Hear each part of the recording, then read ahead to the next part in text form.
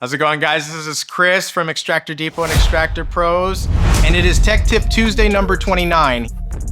We're gonna talk a little bit about the differences between butane, propane, and 7030. First off, butane is what we would recommend most operators stick with just because it's easier to maintain, it's easier to use. It's a lot easier to train new operators on, and it gives you a lot of time to think. It's a little bit less pressure in your mind when you're actually running the system. Recovery-wise, a little bit slow as far as the solvents go.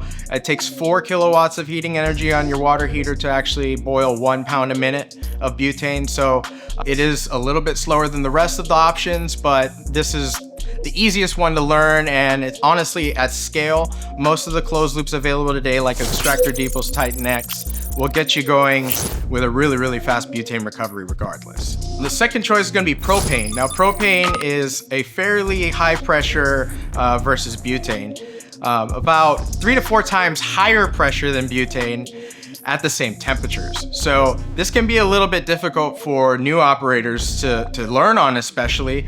This can be kind of a liability for especially if a lab manager is not familiar with handling propane or training others on handling propane themselves. We actually recommend against propane unless you are very experienced and this is what you prefer.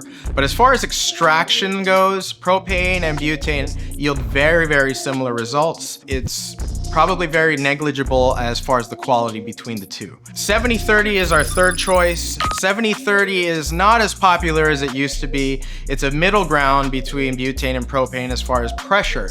So it was a nice option for intermediate operators at a point, but I think at this point most operators are either at a beginner scale or they're very advanced. 7030 is a little bit hard to manage. The reason why it's hard to manage is because every time you do a run with 7030, you'll recover the propane and very little of the butane. Every run is going to be more and more propane heavy, and your pressures will just be going up and up and up, and it'll be a little bit hard to monitor things in the system.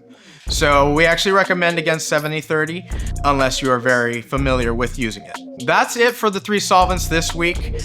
We will dive into it a little deeper. If you guys would like to reach out to us at Extractor Depot and schedule a consult with me at Extractor Pros, and we can really dive into the differences of these solvents in post-processing as well, and that's where they really shine. We'll catch you guys next week on the next topic for Tech Tip Tuesday, and I'll see you then.